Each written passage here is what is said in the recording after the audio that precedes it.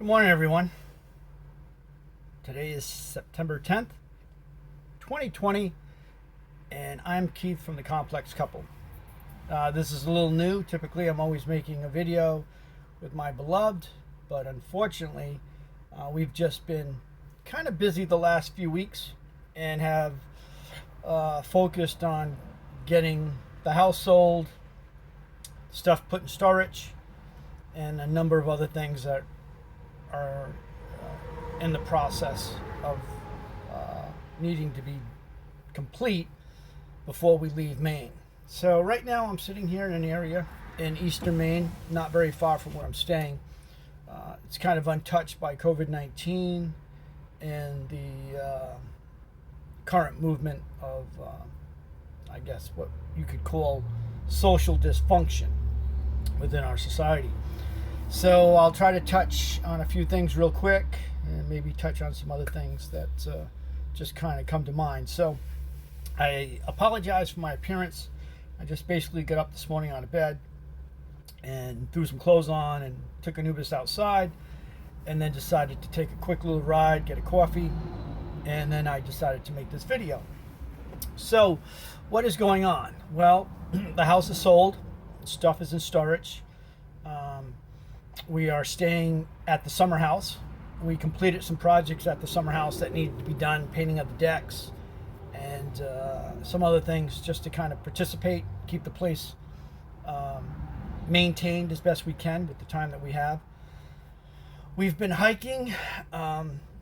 Jennifer's been busy doing some projects, trying to get some stuff off the ground and catch up on some things that she's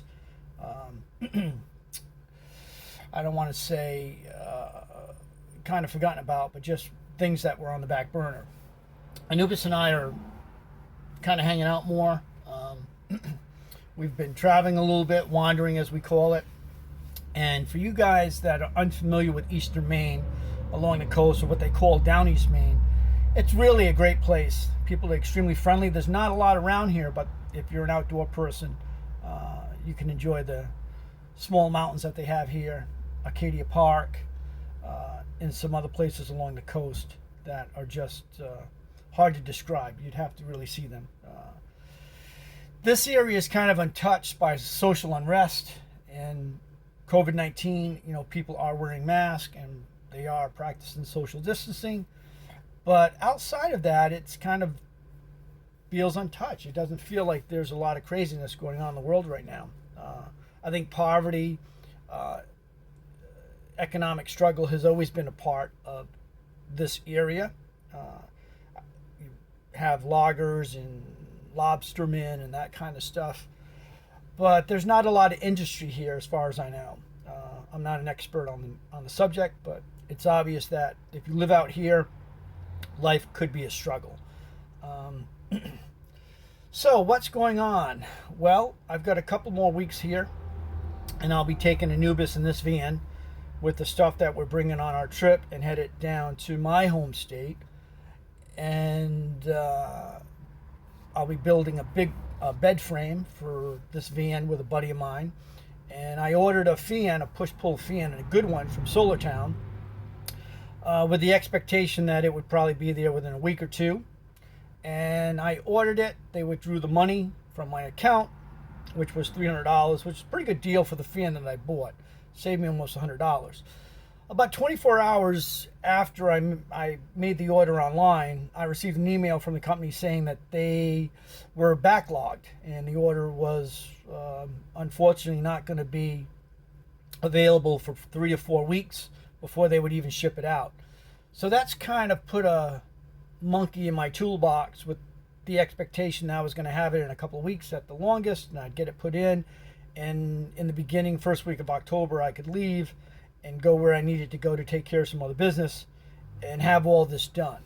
Well, it may be an issue to where I'll have the bed done and have the installation put in, but I may not have access to the fan because of the back order. So that means basically I'm going to have to put it in when I return to Rhode Island, which I was hoping not to do because I really need a fan in here to help keep the air moving. And with my wife and I in Anubis, this is a confined space, so any fresh air would be um, appreciated. So we'll keep our fingers crossed that I get it before 4 weeks. Um, as far as what's going on outside of this area, it's crazy. And it seems that you're either on one side of the fence or the other side of the fence. I shouldn't speak for everyone, but we're pretty divided right now. There's a lot of division within the country. Um, you've got social unrest, you've got vandalism, looting, murder, assault, crimes going up, defunding the police. People are enraged. Politicians aren't helping. News media outlets aren't helping. It's just this whole mix of shit. And my wife and I, we've been talking about it. Like, where's it all going? What is going on? And it seems that, being in the middle isn't exactly accepted by everyone. If you're not with us, you're with them, and vice versa. And that's kind of sad, because I've always spent, I think, a good portion of my life trying to stay in the middle, trying to see both points. And I do see both points as best I can in this current situation with the country. I think that there is a level of police abuse. There's no doubt about that. But it's not, I don't think it's as bad as what the media says and what Black Lives Matter and TIFA and NFAC and some of these groups. It does exist, but it exists in all facets of life. I don't care if you're black or white, fat, skinny, poor, rich. There's always a judgment that people have against you, which, a lot of the judgments are unfounded, but that's just how we're wired, human nature. Sometimes we're insecure or just crazy. The idea of defunding the police, are really, they're the barrier between predators and victims. And I urge you to think about that, because, if you're in your house and you were sleeping with your family and, people break in, and it happens a lot, or you find yourself in a position to where you're in physical danger and your family, I mean, who are you going to call?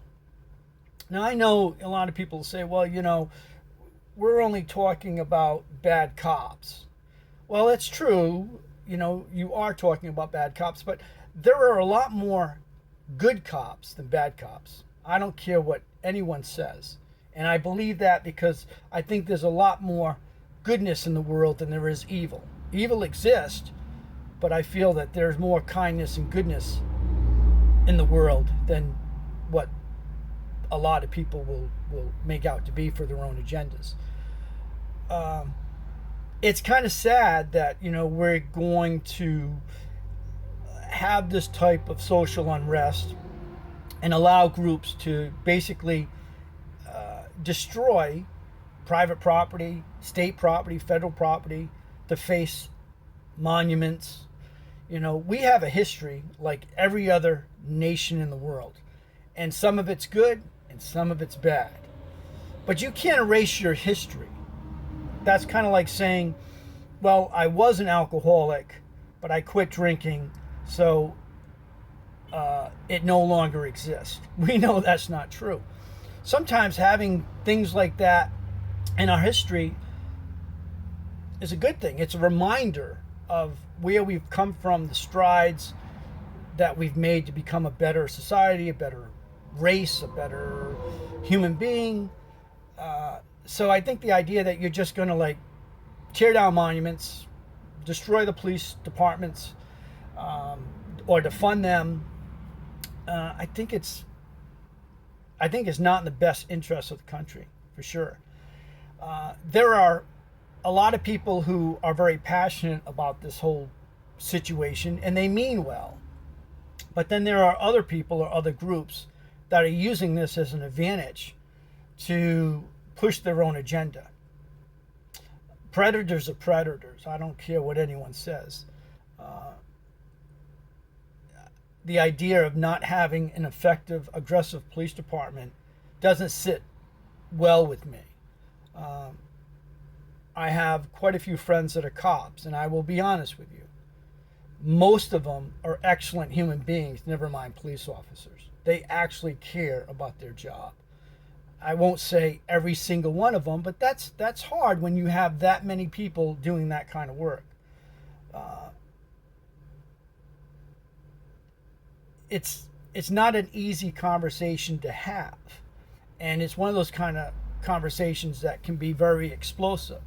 You know, if you were having an argument with your wife or your husband or your kid, and you're trying to, you know, make a reasonable point, but you're approaching it with yelling and screaming and throwing things, everyone knows that you're not going to have a productive conversation. There's really nothing that's going to happen. It's kind of like when you're really, really angry at someone and you're going to try to have a conversation with them.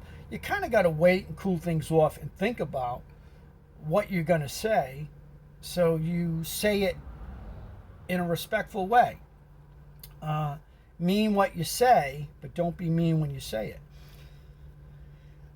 You know, years ago, when I left home, I came from, you know, a middle-class family.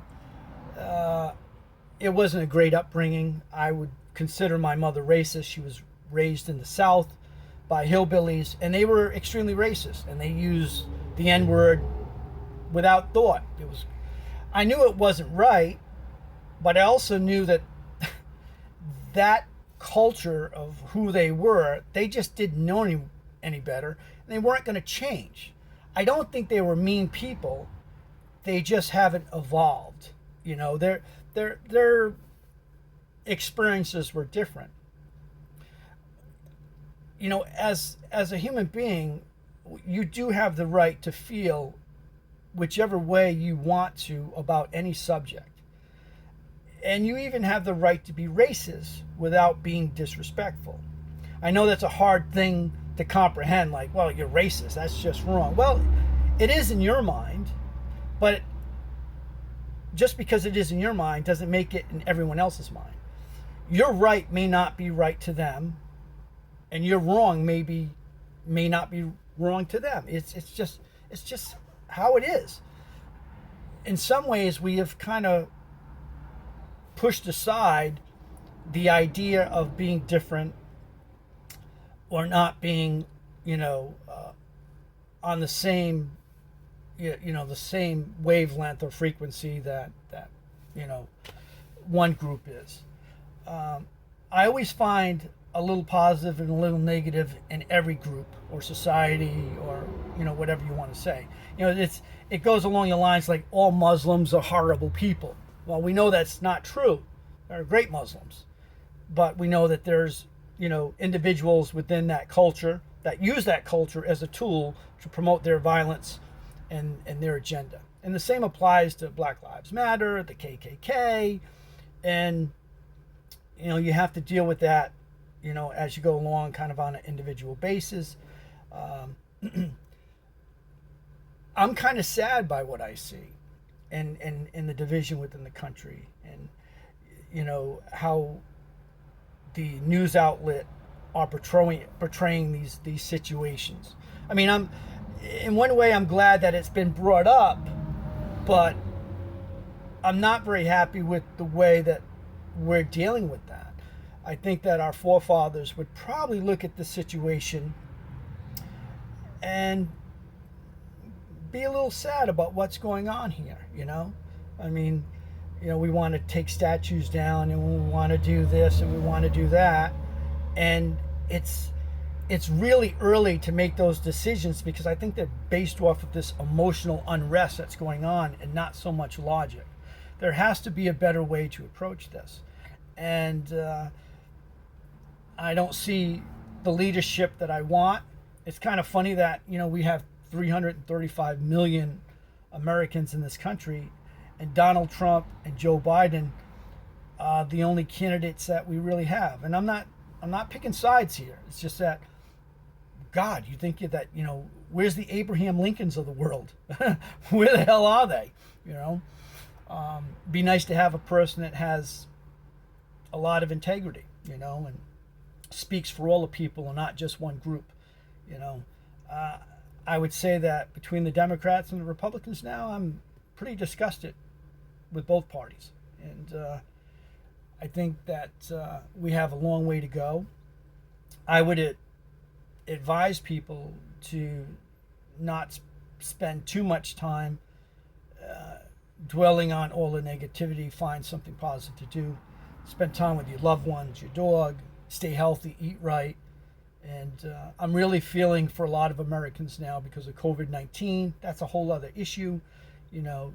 It's one thing, you can say, well, maybe it's not as bad as they say, but if you don't have a job because of COVID-19, well, that's an issue. And I feel bad for people that are struggling to put food on the table, that are going to be losing their homes, their cars, their way of life. We've got a lot of work to do. And I hope that clearer minds prevail, because what's going on right now is a real travesty to all the sacrifices that other Americans have made building this country, fighting for this country, trying to make this place a better place. And by any standard, America is not perfect, but it's still a great place. And I guarantee you that there's a lot of people in other countries, third world countries, that would love an opportunity to come here and do anything just to get out of the hellholes they live in. So before you, assault someone or disrespect someone or blow someone's ideals off, think about what you're talking about. Thinking how you can have a better conversation. We all can't love everyone. You can't. That's just impossible. It's just not realistic. But we can learn to accept people better. And one more thing I want to say about police officers: their job is very, very difficult. It's beyond scale. You're dealing with people that have mental issues, that are aggressive. I mean, everything. It's all in there. I mean, the policemen should be respected, and the few cops that do terrible things, they should be held accountable. But this idea of attacking police, disrespecting them, not following the law, not listening to what they say, calling them pigs, throwing shit at them, assaulting them, attempting to kill them, that's not right. And I hope, as fellow Americans, you're listening to me, you'll agree to some extent and support policemen and those kind of people, our emergency workers and responders and stuff like that. So with that said, I'm going to end this video. I hope everyone who watches this enjoys it, and you're taking care of yourself, and please be safe. And that's it. So I'll talk to you soon.